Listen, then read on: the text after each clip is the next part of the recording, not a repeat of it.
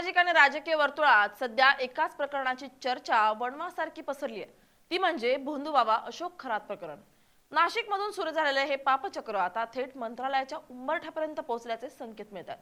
काँग्रेस प्रदेशाध्यक्ष नाना पटोले यांनी या प्रकरणात राज्यातील 4 मंत्र्यांचा थेट सहभाग असल्याचा खळबळजनक दावा केलाय। एप्स्टीन सारखी अशोक खरात यांची हत्या होणार असल्याचं वक्तव्य त्यांनी केलंय। महाराष्ट्र प्रदेश काँग्रेस कमिटीचे अध्यक्ष नाना पटोले यांनी राज्य सरकारवर केलेला हा लेटर बॉम्ब राज्याच्या राजकारणात मोठा चर्चेचा विषय ठरलाय। अशोक खरात प्रकरण आणि त्यातील मंत्र्यांचा सहभाग यावरून पटोले यांनी सरकारला कोंडीत पकडण्याचा प्रयत्न केलाय। नाना पटोले यांनी म्हटलंय, खरातकडे अशा काही गोपनीय माहिती आणि कागदपत्र आहेत ज्यामुळे राज्य सरकारमधील बड्या नेत्यांचे धाबे दणाणले। या काळ्या कृत्यामध्ये केवळ अधिकारीच नव्हे तर थेट सत्तेतील मंत्री सामील असल्याचा पटोलेंचा आरोप आहे। विधानसभेत आणि प्रसार माध्यमांशी बोलताना नाना पटोले यांनी सरकारवर टीकेची झोड उठवली आहे। अशोक खरातच्या काळ्या कृत्यांमध्ये मंत्रिमंडळातील 4 बड्या मंत्र्यांचे लागेबंद आहेत। या मंत्र्यांची नावं आणि त्यांच्या सहभागाचे पुरावे असलेले पत्र लवकरच मुख्यमंत्री एकनाथ शिंदे यांना पाठवण्यात येणार असल्याचंही त्यांनी म्हटलंय। संबंधित 4 मंत्र्यांना तात्काळ मंत्रिमंडळातून काढून टाकावं अशी मागणी काँग्रेसने लावून धरली आहे। खरातकडून महत्त्वाची माहिती मिळाल्यानंतर त्याचा गेम केला जाऊ शकतो अशी भीतीही पटोलेंनी व्यक्त केली आहे।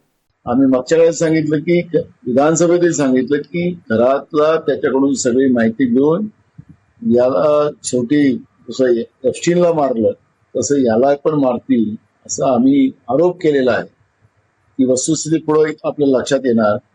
पण या खरात प्रकरणामध्ये महाराष्ट्रातल्या मंत्रिमंडळातले 4 मंत्री समाविष्ट आहेत। त्याची पत्र सुद्धा आम्ही आता मुख्यमंत्र्याला देणार आहोत त्याच्यात। आणि या 4च्या 4 मंत्र्यांना मंत्रिमंडळातून काढायची आम्ही मागणी करू। नाना पटोलेंनी या निमित्तानं राज्यातील बिघडलेल्या कायदा सुव्यवस्थेवरही बोट ठेवलंय। राज्यात गुंडांना आणि काही भोंदूबाबांना आता कायद्याची भीती उरलेली नाहीये।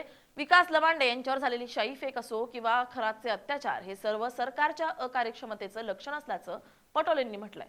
प्रकरणाचं गांभीर्य पाहून राज्य सरकारनं या प्रकरणाचा तपास करण्यासाठी विशेष तपास पथक SIT नेमली आहे। मात्र पटोलेंच्या दाव्यामुळे आता SITच्या तपासावरही प्रश्नचिन्ह उपस्थित केले जात आहे। जर मंत्र्यांचाच यात सहभाग असेल तर तपास निष्पक्ष होणार का असा सवाल आता उपस्थित होतोय।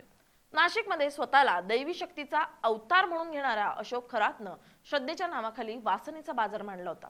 बाळ होत नाही किंवा कौटुंबिक समस्या सोडवतो असं सांगून खरातनं अनेक महिलांचं लैंगिक शोषण केलं। खरातचे काही आक्षेपार्ह व्हिडिओ सोशल मीडियावर व्हायरल झाले आणि संपूर्ण महाराष्ट्र हादरला। केवळ लैंगिक अत्याचारच नव्हे तर अनेक बड्या व्यावसायिकांना कोट्यावधींचा गंडा घातल्याचंही समोर येतंय। हे प्रकरण केवळ एका भोंदूबाबापुरतं मर्यादित नसून याला राजकीय वरदहस्त असल्याचे आरोप सुरुवातीपासूनच होत आहेत। दरम्यान नाना पटोले मुख्यमंत्र्यांना जे पत्र पाठवणार आहेत त्यात कोणाची नावं असणार याकडे संपूर्ण महाराष्ट्राचं लक्ष लागलंय। जर खरोखरच 4 मंत्र्यांची नावं समोर आली तर ते सरकारसाठी मोठं संकट ठरू शकतं। Bureau report LS Marathi.